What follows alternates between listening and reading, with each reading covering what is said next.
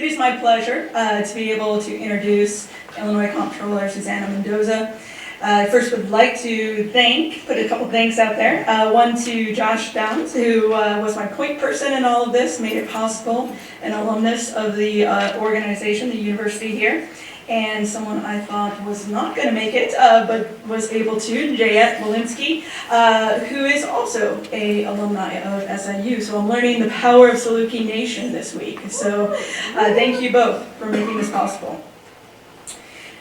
Susana Mendoza has spent much of her life enjoying everything that Illinois has to offer. Growing up in Chicago area, she developed skills on the soccer pitch.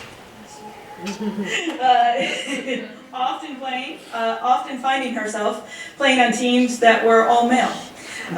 The amount of time, the amount of effort that she put in on the soccer pitch, the amount of time and effort she put in the school room ended up giving her the opportunity to play soccer at Truman State University, where she graduated, and upon graduation came back to the state of Illinois. Starting her profession here, it was in 2000 that she began her service as a civic leader within the state of Illinois, first as a representative in the Illinois House of Representatives for 6 terms. She was at that time the youngest representative in the General Assembly for Illinois. After her time as a representative, she went on to become the city clerk for Chicago, holding that position until she stepped into and was sworn in as the Illinois Comptroller in December of 2016. So it is our great pleasure for Susana Mendoza to be our guest speaker tonight, and please join me in welcoming her.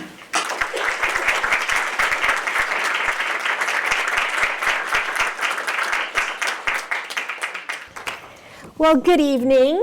That was great. Thank you to all my fellow resistors. Let me just say that the most important part of the word resistor is sister, right? Let's think about that, right? Isn't that cool? To Professor Buys, I mean, I was waiting with that massive, list of accolades. I'm like, where's the Nobel Peace Prize? That's got to be in there somewhere. Where'd she go? But I was like, whoa, that's amazing. So look, I look forward, I already told Josh, I'm going to honor you next year during our National Women's Month. You're going to be one of my honorees. And I hope, I'm announcing it now for next year because we already had our announcement for this year, but I hope you don't mind taking a day off and making the drive to Springfield where we can give you a proper honor. To all the women who are here today, thank you. To all of you brave allies that we have, our amazing men that are here also in support of these young ladies, to everyone who bought a ticket in support of bright futures ahead of us, thank you for being here. My wisdom is evident in the fact that I'm pretty good at hiring SIU alumni, right? So do good in school, do well in school, I should say, and you just might have a shot for working for the coolest constitutional office in Illinois. But all kidding aside, it's really wonderful to be here in Southern Illinois, specifically at this campus in Carbondale. I want to thank all of the organizers and all of the staff and volunteers who are part of this event, and thank you again to all of you for being here. As you know, I am Susana Mendoza. I do say that my name is Susana, not Susan. It's Susana. And hear me out, sisters, as to why this is important, and my male allies. Because I was named, my father actually chose my name. My mom's name is Susana. And he named me after who he said was the most powerful and awesome woman he knew.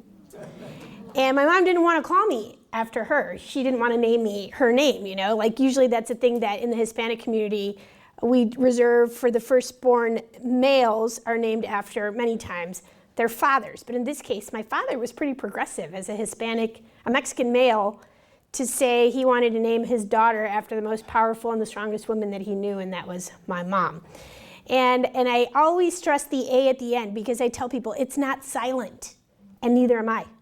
So I think he picked the right name for me. But in any event, my job as controller is one that oftentimes goes, under the radar. People don't necessarily know what the controller does. But I'm the chief fiscal officer for the state of Illinois, and my job is essentially to manage the state's finances and pay the state's bills. I also, of course, use my position to advocate for smart, stable budgets and to make financial reporting much more transparent and accessible to the public. Women celebrating women is something that is so near and dear to my heart. So I'm truly delighted to be here with you all to reflect on what 100 years of women's suffrage means. Thank you, Bobby, for the wonderful introduction. I want to begin by sharing a couple of stories that I learned recently about women in this particular audience and why they believe in the power of voting. I'm going to start with Olga Widener. She grew up, she's right there. So stand up, Olga, in case there might be one human being in here who doesn't know you. So Olga, for those of you who may not know her story, she grew up in Greece and she came to the United States on a business visa when she was a young woman. She got married a year after arriving in the US and became a naturalized citizen in 1967. In 1968, Olga voted in her first presidential election, Hubert Humphrey versus Richard Nixon. Happy to report that Olga was on the right side of history. If it didn't work out, but that election unfolded against a backdrop of great political and cultural division across the United States of America, right? 1968 was the year that Martin Luther King Jr. and Robert F. Kennedy were assassinated. The Tet Offensive occurred in 1968, marking a turning point in the Vietnam War. Peace marches and protests were happening in cities and at college campuses across the country, including right here at SIU. Can't you almost imagine it, right? Like you feel like you were there, right? Even though, yeah, so some of you were, right? Now, anti-war protests turned violent at the 1968 Democratic National Convention in my neck of the woods in Chicago. As a new citizen in her early 20s, Olga could have taken a pass on voting that year. Those were scary times. But her beloved Greece is the cradle of democracy, and her parents instilled in her a deep understanding and respect for the power of voting. So she proudly went to the polls that day in 1968, armed with information and the constitutional right to participate in one of the most consequential elections in U.S. history. She voted for Humphrey because she considered him to be the conscience of the nation, in part because of his work on the Civil Rights Act of 1964. And even though he didn't win, your vote was certainly not wasted. And that's an important thing for all of us to remember. Sometimes we vote and it doesn't go our way, but to not vote is honestly a disgrace. The election didn't go the way, obviously, that she had hoped, but voting that year was an experience that Olga has never forgotten. Now, many of us can recall the first time we voted because it's such a powerful rite of passage. You get your driver's license at 16, 15 more or less nowadays, right, the permit? It's super exciting. And for many of us, getting to vote, certainly I think everybody in this room, obviously you're engaged enough to be here tonight. It is like a rite of passage and it's super exciting. We grew up with parents, some of us, right? We grew up with parents or grandparents, friends, and teachers who taught us the importance of voting and helped us learn how to become informed citizens. Now that's how it was for Tricia Crawshaw over there. So round of applause for Tricia. She's great. You did awesome. You did awesome, Tricia. Tricia, who voted in her first presidential election in 2008. It went the right way, Tricia. Yes, 40 years after Olga Widener. Right side of history then too, I think so. Tricia was 19 and a college freshman when she went to the DeSoto Town Hall to cast her vote for the first time in her life for president.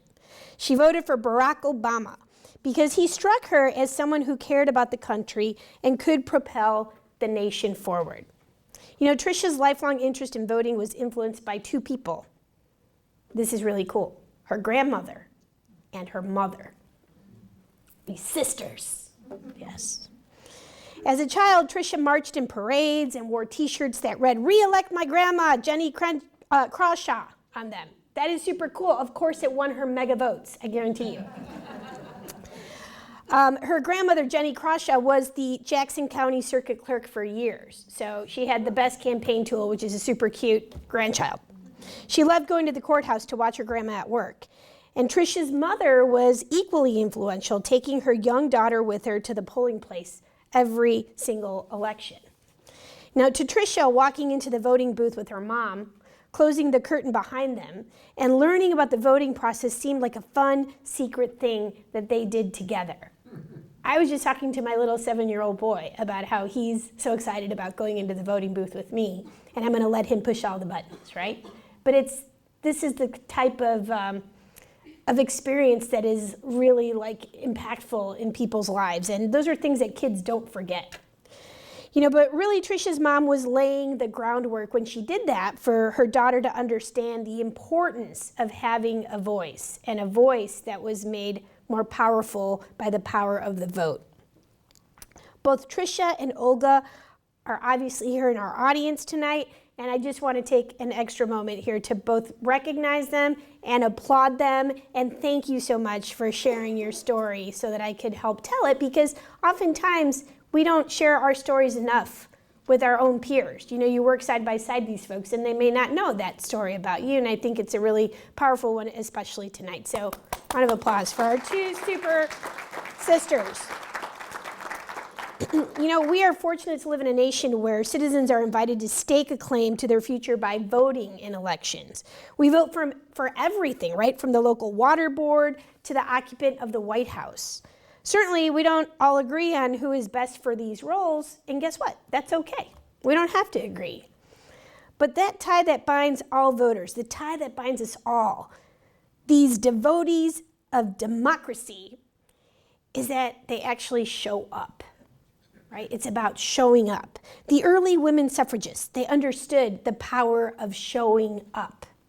They came to the Capitol in Springfield year after year, starting in 1869, to advocate for their right to vote, only to be rejected year after year. Right? It's not like it is today. We think times are tough today. Imagine what it was like to be a woman in 1869 and your vote didn't exist. It didn't matter. Their efforts finally bore fruit in 1913 when Illinois became the first state east of the Mississippi River to give women a limited right to vote. They were making inroads. They would be able to vote for presidential electors and various municipal and township posts, but that was all. Now, while this was considered a huge success at the time, the suffragists knew that there was obviously much more work to do. They showed up in Washington, D.C. to demand that the right to vote be enshrined in the U.S. Constitution. It was a lengthy, sometimes harrowing struggle. Newspapers around the country described these women as militant. They were heckled, beaten, arrested, and fined for daring to picket and rally for the right to vote. During the Night of Terror in 1917, 33 women were jailed, tortured, and denied access to basic needs like emergency medical care and legal counsel after they were arrested for peacefully protesting outside the White House. I mean, think about that. It was a shocking development. Then in 1919, Congress finally passed the 19th Amendment granting women the right to vote. That's kind of cool, right? 1919, 19th Amendment. But shortly thereafter, Illinois became one of the first states to ratify the amendment. And by August of 1920, enough states had ratified it to make women's suffrage the law of the land. Didn't happen overnight, but it would have never happened if those women ever gave up, just packed up and went home. Our reward for showing up is change. Today, 100 years after women achieved the right to vote, it's hard to imagine that we would ever be banned from exercising our right to participate in a government that's here to serve all of us. We vote, we write emails, we send postcards, we phone bank, we rally, and we run for office. I pulled some statistics about women in elected office here in Illinois. Women currently serve in 2 of the state's 6 elected constitutional offices. Comptroller, yours truly, and Lieutenant Governor Juliana Awesome Stratton, as I call her. Women hold 36% of the seats in the Illinois House and 36% of the seats in the Illinois Senate. And while that certainly doesn't seem like a lot, we're in 6th place as a state in terms of most women elected to the legislature. I was really hoping that we'd become the first state in the nation to get 50% plus 1 majority female. And it was actually possible in the last election round, but we didn't make it, and now we're at 36. But Nevada became the first state last year to actually elect a female majority legislature, first state in the nation. So we're moving there, right? The mayor of Chicago, the nation's third largest city, is a woman. And not only is she a woman, she's African American, and she's LGBT. I mean, she's a proud lesbian. And I think that's awesome. You know, I mean, like, this is how far a city like Chicago, which nobody thought that would be possible, that we weren't there yet. We're there. And that's good. And those things shouldn't matter, right? It just brings a more diverse and more, I think, a different set of skill sets and viewpoints. And I believe truly that diversity makes us stronger. Women serve as mayors of hundreds of Illinois cities, villages, and towns, places like Decatur, Champaign, Moline, and Calumet City. A woman holds one of Illinois' 2 U.S. Senate seats, and 4 of the state's 18 congressional representatives are women. We still have a lot of work to do on that, right? 4 out of 18. I'm not happy with that number. Now, with more women in elected leadership roles, there comes an increased focus on social and economic changes that benefit women and girls. Some examples of what's been accomplished in Illinois just in the few past years: we repealed the state's sales tax on feminine hygiene products, which were being taxed as luxury items rather than necessities. Trust me, they're necessities. We started requiring, I mean, it's just stupid that we even have to like legislate this stuff, right? But it's where we're at. Okay, we started requiring service providers like dry cleaners, tailors, and hair salons to be more transparent about their pricing to expose gender-based price discrimination. Why should a woman's blouse cost more to dry clean than a man's dress shirt? But that's what happens. We made it illegal to request a job applicant's salary history so we can close the gender wage gap. That is huge. We finally voted to ratify the Equal Rights Amendment, becoming the 37th state to do so since 1972. So we were at the forefront and then at the back of the line, but we finally got it done.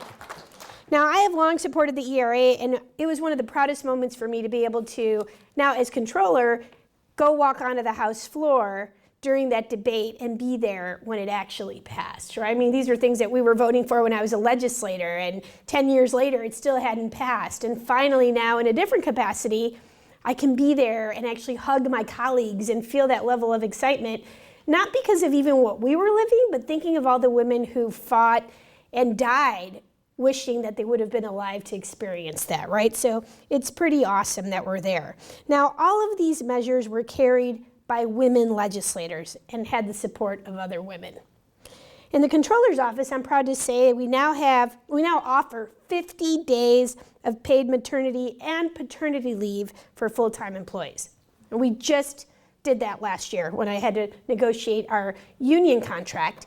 And they actually asked, we had 6 weeks. They were hoping they might get an extra. And I said, that's not enough, right? Like, has anybody here had a baby? Like 6 weeks is not enough. Honestly, like the 10 weeks that we're giving is by far the most generous, but I would argue it's still probably not enough.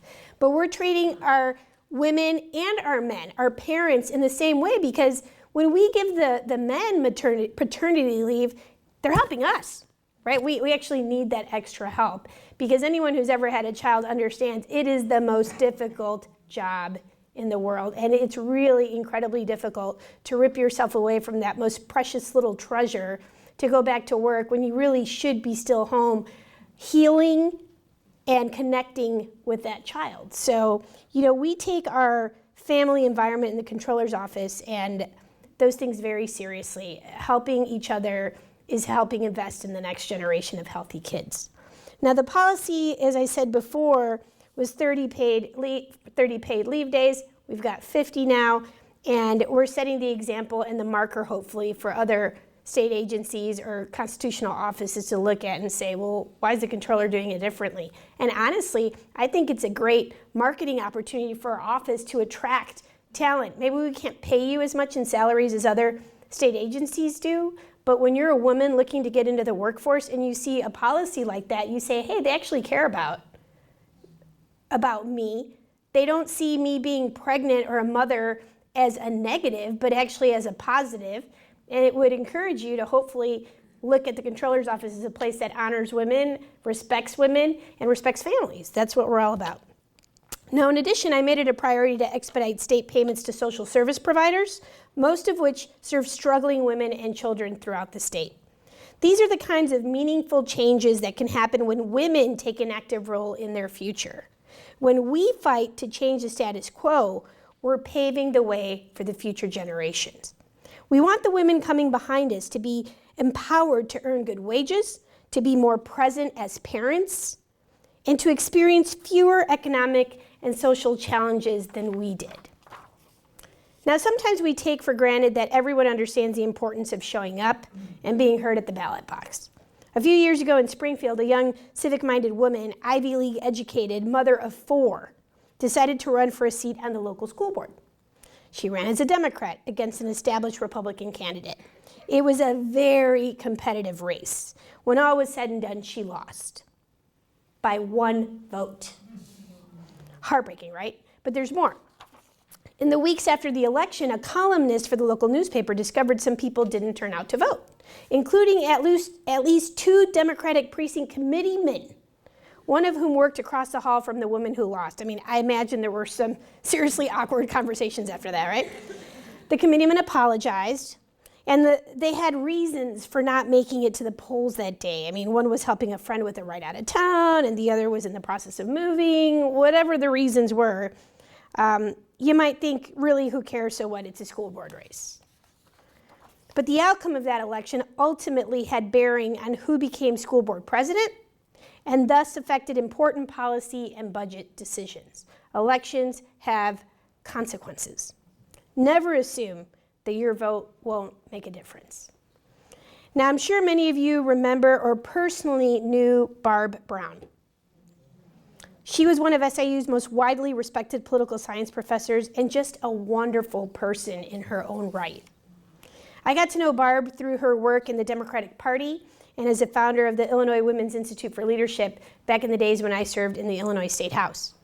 She died in 2016, leaving behind a legacy of leadership and public service, and we miss her to this day. In 1996, Barb ran on the Democratic ticket to represent Southern Illinois in the state Senate.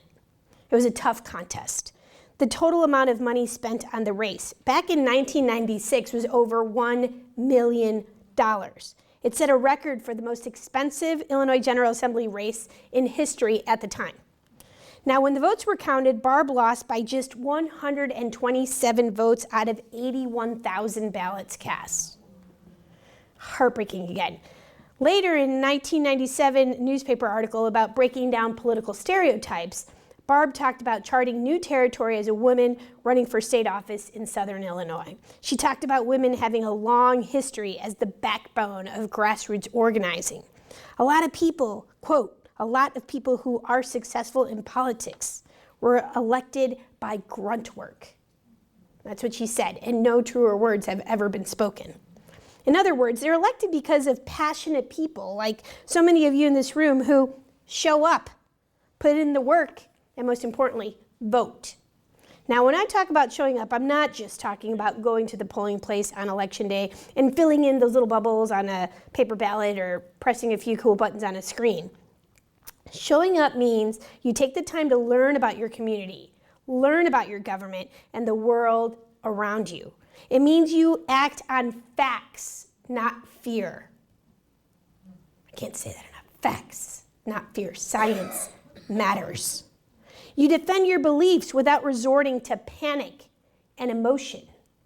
It means you're willing to learn from others without shutting them out or shouting them down simply because they don't agree with your point of view.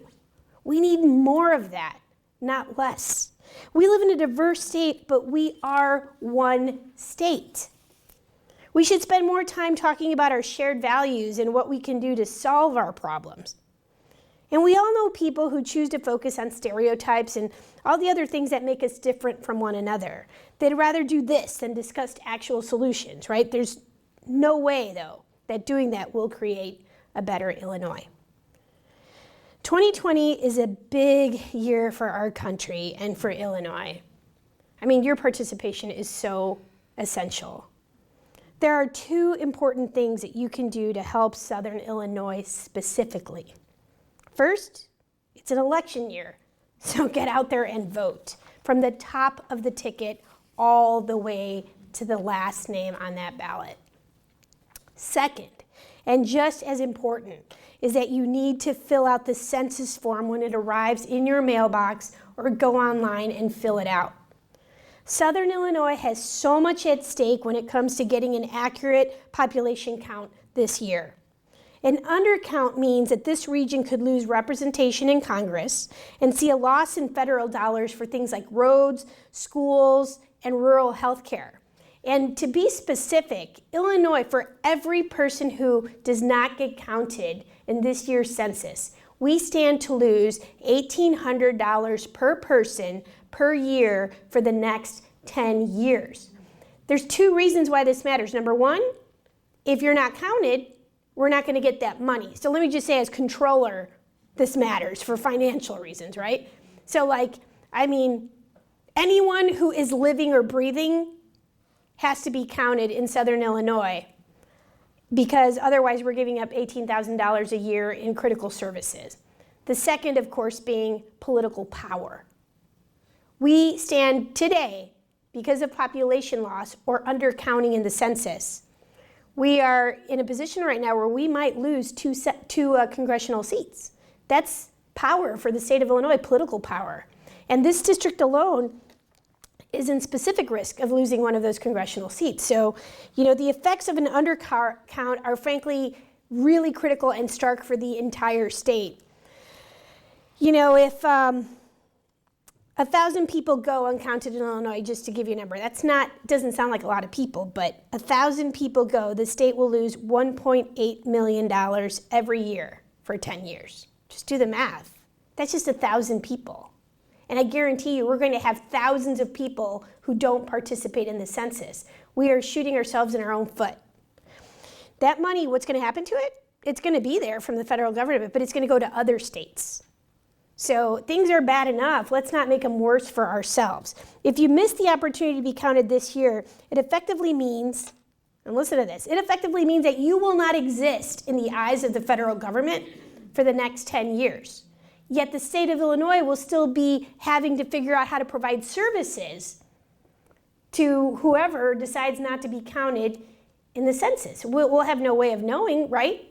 But what we do know is we still have, let's say, 12 million people, or we have 13 million people, but the census only says we have 12 million because only 12 million people participated. And we still have 13 million people worth of problems to deal with, right? So we have to do this. So if you are living and if you are breathing in Southern Illinois, make sure to be counted. This means infants, retirees, anyone in between. When you look at your neighbor, don't be shy about asking, did you fill out the census? And if they didn't, get upset and tell them you need to fill it out. And I'll do it for you, with you, but you have to do it because I don't want to be stuck having to pay for your $18,000 worth of services that we're missing out on, right? Like, do it for Southern Illinois. You care about Southern Illinois? Well, then step up for Southern Illinois. Now, even if you're not eligible to vote this year, you can still show up for your community by being counted and helping to spread the word about the importance of the census for your community. So there's two really powerful things that we have. It's the vote, but not everyone, even that goes to this university, can vote yet. People in high school can't vote yet. Little kids can't vote. They do the pretend, I'm voting for lemonade or chocolate milk. But what every single one of the human beings living in Illinois can do today, even those who can't speak yet because they're babies, or people who are in nursing homes, if you have family there, even if they can't speak for themselves, you can speak for them and make sure that they continue to get the resources, that the state of Illinois has the resources to actually care for the folks who can't speak up for themselves. It is our obligation to make sure that the federal government recognizes their existence and that they actually matter. On that day, Census Day and Election Day, every single one of us has the same amount of power, and we matter just as much as the most important or the most powerful person in the world, the leader of the free world. Let's not give up that power, and let's not make ourselves invisible. Especially, let's make sure that we are making sure that women are properly represented in this census, right? Am I right? I mean, I feel like the guys step up a little bit more and like, hey, I'm here, look at me. This is our opportunity to say, hey, look at us. We exist. My daughter needs to be counted in the census. I already know factually that there are more women alive in the United States of America than there are men. Yet we don't have equal representation. At some point, we have to take ownership of that and step up and change the narrative, change the results. So as I wrap up, I just want to say this to you. To everyone who shows up every day with an open mind and defends their beliefs with information and facts and evidence, you rock. And you should go to the Girls Rock Camp. Yeah. And to those who are ready to jump in with us, welcome. It's really great to have you on board. And with that, I will say this. Congratulations, obviously, to our scholarship recipients. We have high hopes, a large degree of confidence, frankly, an unending degree of confidence that it is okay for us to invest in seeing your future be one that leads not just Illinois, but leads this nation towards a better place, a better America in the future. Thank you for all of you for being here tonight. Thank you for showing up. And I hope that you have a wonderful rest of your evening. Congratulations to all of you. God bless you, and I look forward to seeing you soon.